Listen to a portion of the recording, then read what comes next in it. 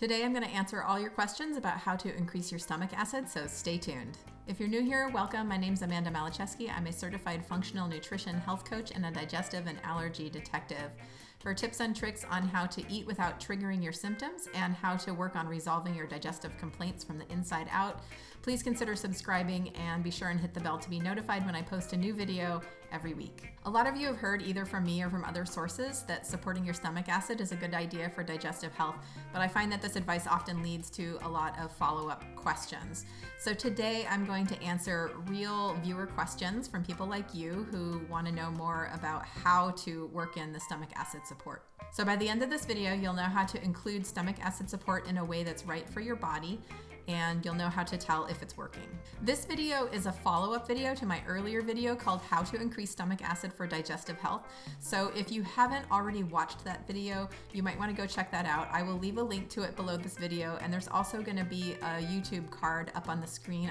I think it's going to be over in this corner here. So go ahead and click that link and check it out. I've often said that the simplest way to support your stomach acid is to drink either a little lemon juice or apple cider vinegar in a little bit of water before your meals.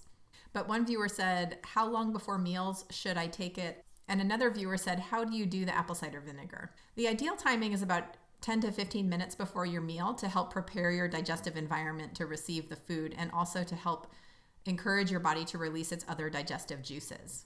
The related but similar tip here is to avoid drinking water either a half an hour before or after your meals, or certainly with your meals. And the reason for this is that it can dilute the stomach acid that your body's already making. The amount of apple cider vinegar or lemon juice that you may need to use will really vary depending on you, so I encourage you to experiment.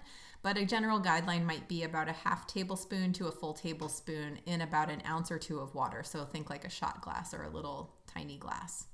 Other people use betaine hydrochloride either in capsule or tablet form. And this might be a good option while you're traveling, or if you don't tolerate vinegar or lemon juice. This can be really common if you have histamine sensitivity. So common advice you might have heard for using hydrochloric acid supplements is to start with the smallest dose and work up until you feel a burning sensation in your gut somewhere.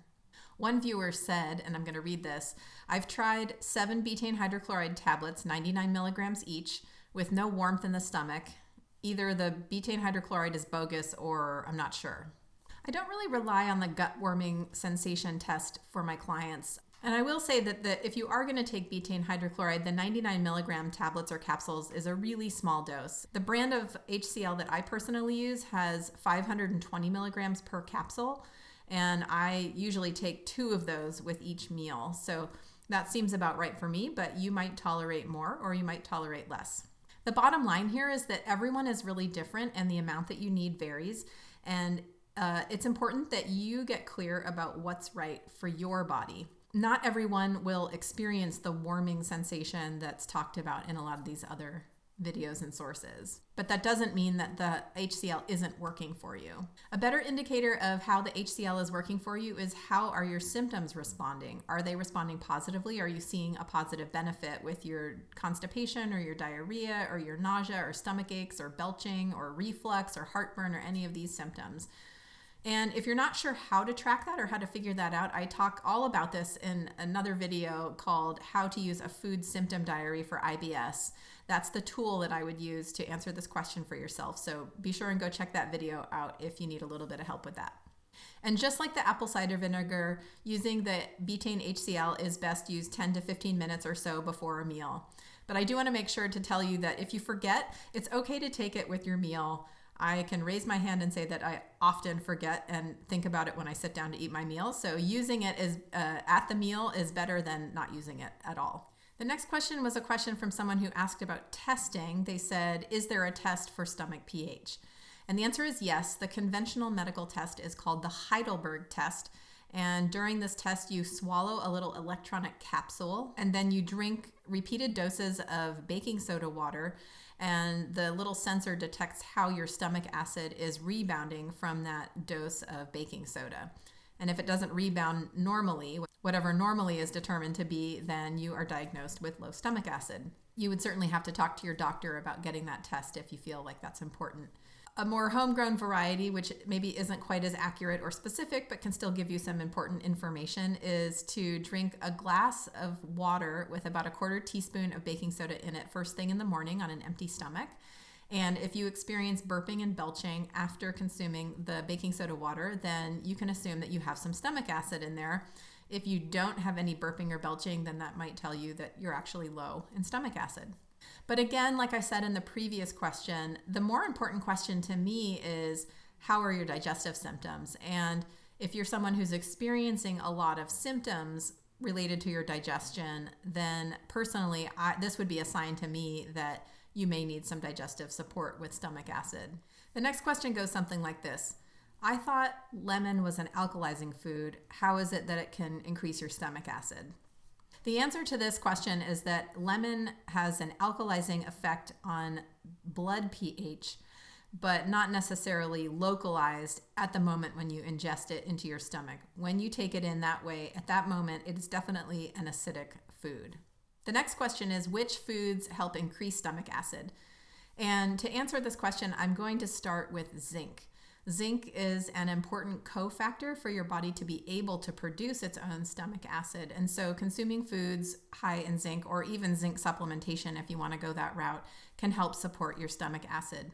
So some foods that are high in zinc include oysters, pumpkin seeds, sunflower seeds, many legumes and nuts, and also beef. Of course, using vinegar on your food beyond just the little shots of lemon juice or vinegar can also be helpful. So think salad dressing or just using vinegar as a condiment on your foods. And fermented foods like sauerkraut, fermented pickles, and kimchi can also be a support. Finally, are there any situations where we shouldn't be increasing stomach acid? And the answer to this question is yes.